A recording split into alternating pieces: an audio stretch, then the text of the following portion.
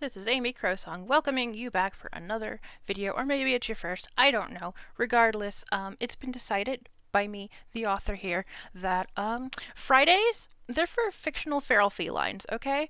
And so I'm just gonna find ferals related content, ferals being my series I've had going since the earliest in my mind that I know for fact I had the characters and the basic plots and stuff that are still there would be 2005. Very long time ago. I was a child. And potentially it began even before that. But I know for a fact by 2005, Ferals was happening. And anyway, I read the first two chapters of this is going to be the rewrite for Shell and Thorn, second of the Epics collection that originally was released on Amazon back in like 2020 or something like that. Yeah, and we left off here. Lars was still in the lead, carrying on with courage and confidence. Shelley offered a short breath and commiseration with Tuffy. We'll go home when Lars wants to go home. Alright, so they're out, they're about, they're a little lost. Now, chapter 3. They had been wandering and wandering. Finally, they stopped as Lars required respite. Oh my goodness. They had been wandering and wandering. Finally, they stopped as Lars required respite and took a seat upon an overgrown tree root. The cat sat near him on the ground, the coolness of the grass seeping into their paw pads for the paws. He whined, "I'm hungry," and the littermates exchanged glances of compassion and defeat. It had only been a matter of time before the boy lost his thrill for the adventure. Shelley moved closer and placed her forepaws upon his thigh, nosing at his arm. "Let's go home now." His dark eyes blinked with exhaustion as he patted her head a few times. Silence soothed them all and allowed room for an idea to come to Lars. "You should hunt for me." Shelley's head tipped slightly to the side, and she made a little confused meow for him to understand. "This idea again," Tuffy huffed. "Maybe we should try this time," she said.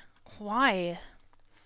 The concern within her was finally apparent to the sibling of her same species as she said, "He needs our help."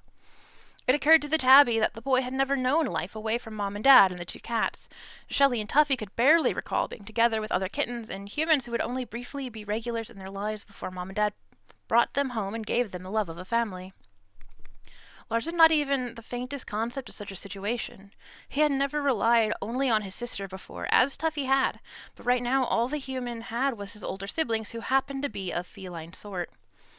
Tuffy took position on the big root beside his brother. To their sister, he said, "You've always been better at catching bugs than me, so I'll stay with him while you find food." Lars had one hand per cat until Shelley butted her head to the palm nearest her and patted a short distance away from her brothers.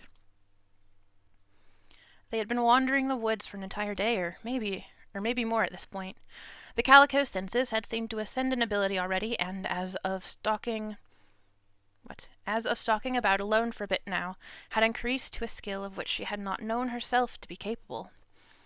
Several birds were bickering up in the branches above, their chirps chaotic but not unpleasant to hear. Stale smells swarmed about the shrubbery. Some paths were clearly routinely traversed by rodents of several sorts. Creatures that Shelley knew no name for also frequented, as she understood they had passed through these parts the very night before. We weren't really alone at all. Her skin crept at the idea that strangers could have been watching them while they had slept totally unaware of any observation. Her heart hurt as she realized how much Lars must have felt inside himself. Fear, confusion, and now hunger was eating at him terribly too. "Let me have something to bring him," she prayed to any power who might have been listening. A crack sounded sharp in her ears, which then pricked. Stiffened, she waited until a squirrely smell touched her before she dared pick up a paw and place it before her. Stepping slowly and carefully, she carried herself quietly along the grass and dirt and leaf debris, despite having never moved with such stealth in her years. The scent and sound, the need to feed her loved one, and the setting had all triggered her instincts that had only ever been barely briefly tickled up until now. The squirrel came in sight. Crouched with tail gently swaying to keep balance, her pupils locked onto the rodent, nibbling an acorn none the wiser. When did breath last come from her? I am not reading really that well at all right now. I apologize. I'm still going to go with this anyway, because I have too much to do to retake this, and let's be honest, I don't have the viewing popularity, visibility enough to bother making things more presentable. That sounds terrible. I have too many projects to make them pretty if they don't come out pretty the first or second time.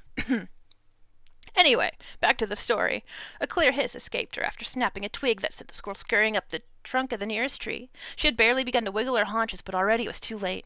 Daylight seeping through the brush had grown golden in her time spent hunting.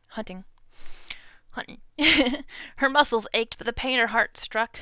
The pain in her heart struck her more, maybe. I don't know. I have to get him something, she cried in frustration. This is also great for finding typos. If anyone needs any writing advice, it's because they write. Zoom in, read for a video, and you want to do it well in one take, you're going to find all the mistakes and trip-ups and slip-ups, and it'll be fantastic for editing. Terrible probably for video making, but it is what it is. It's something at least. Ultimately, a grasshopper crunched between her fangs, and she worked her way back to the boys, dropping the insect at Lars's feet. Shame nipped her as his button nose wrinkled with disgust. Ew! She touched her paw to his leg. Please eat, Lars. He refused. I want meat, not a bug. Bugs are gross and not food for people. Well, I'll eat it, Tuffy decided as he slid down the root to snack on the insect for himself, despite the rumbling of his sister's tummy being clear for him to hear. Let's try fishing instead. Lars was walking off in another direction. Shelley winced at her own failure and the fear that they would not succeed in catching anything edible while out in the woods. At least they could drink running water from the brook as it babbled by, though. The baby brook streamed into a creek that could not easily be crossed and so cut the forest in two. No longer could rocks and sediment be seen not far below the top of the water, but currents churned in circles with fish larger than tadpoles, presumably just below the surface. Long stick in hand, Lars began thrusting his semi-spear in an attempt to strike something he could consider eating. Each miss led him to stepping further from the shore, stone to slick stone, and Shelley felt anxiety inside of her swell. He better be careful, Tuffy stupidly commented. It was obvious that neither cat could fish their human brother out of the water alone, nor as a team together if needed. However, that simple fact did not stop Shelley from throwing herself into the cold creek after Lars slipped and fell in, as her first reaction could have never been anything but to do her very best for him.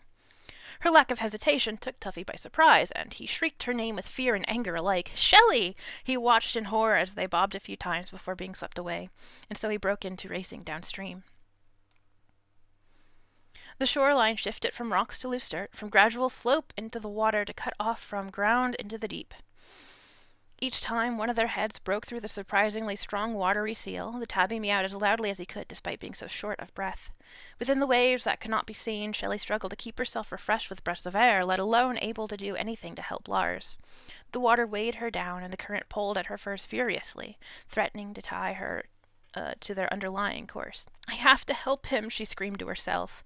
Between the two of them, Shelley had always been bigger than Tuffy. She was built bigger, with thicker fur, and the bigness of her scale to his seemed to go as deep as their bones. If either of them would be able to muster strength from their muscles to swim strongly, it would be the calico and not the tabby. Shelley kicked and reached with new extremeness. Her determination got her legs turning enough to move the water around her until she could grab Lars's sullied shirt collar by her jaws. She clung to it as if their lives depended upon it. And maybe they did. Could a deity have recognized this time of need and felt enough pity to send unseen help? If such a divine being existed, were it a cat or human or something else entirely? Surely it understood, as any might, that the details did not matter in this monumentous moment. Which I am certain monumentous is in fact a word. I don't know why this keeps underlining it with red.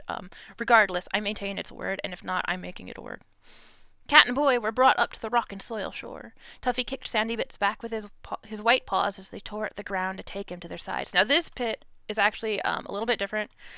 In the first original whatever book, Tuffy is stuck on the opposite side and he can't easily cross. And there's this brief, short little, not even really subplot, in which he has to work his way around and whatever. But I just kind of Shelley's system emptied itself, and she did not bother even a heartbeat for her feline brother before pulling herself into Lars's body and kneading at his chest passionately. The soggy cat slid off the human as he rolled to his belly and began spitting up onto the moist ground beneath them. You're alive! Surely even he could comprehend her meow with the relief that filled it. Lars sat on his bottom and pulled his arms around his legs, knees propping his forehead.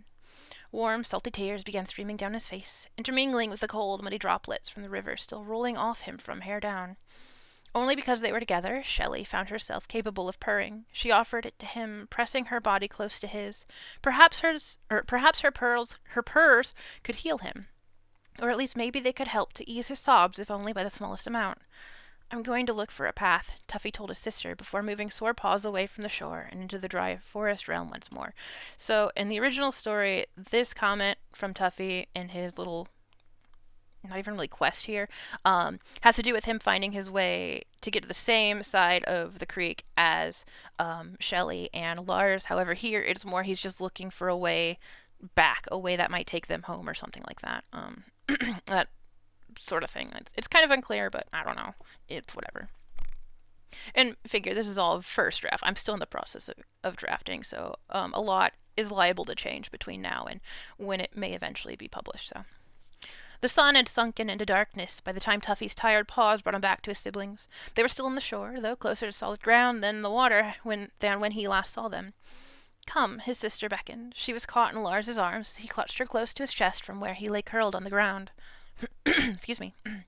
No complaints, no hesitations. The tabby took himself to them and settled in to share the warmth of their bodies and the comfort of their familiarity. Tail pulled tightly around himself, Tuffy said. The stars truly are beautiful. And I don't know if in the original I made anything of this, but since Tuffy keeps making comments about the stars being beautiful, I feel like there's some greater significance there, and I feel like it also ties into whatever was mentioned a little bit ago, in terms of, deity who might be watching, whatever.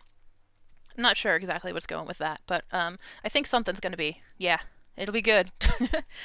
Yeah, Shelley was yawning and quickly fell to slumber, now that she had been relieved from duty of guarding their boy on her own. What lived among the... Oh, I guess I already did do star stuff. Well, looky there. What lived among the stars up there in the sky? Were there beasts of bright and dark natures like the sun and... Oh, that is the wrong version of sun. Like the sun and moon themselves. Did they have tendencies to be good or evil and to involve themselves in the lives of those upon the earth? Did the dead look down from up there? Did any deities? How had he lived so long without wondering about these things? There came a time that he, too, drifted to the unconscious peacefulness of sleep. And before my dog screams, let me take a pause.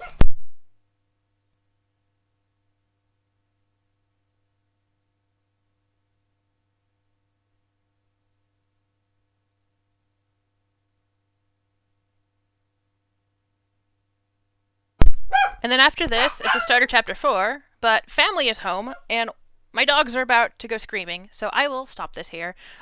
Check back. Hopefully I'll have more Ferals content for the next fictional Feral Feline Friday. Woo!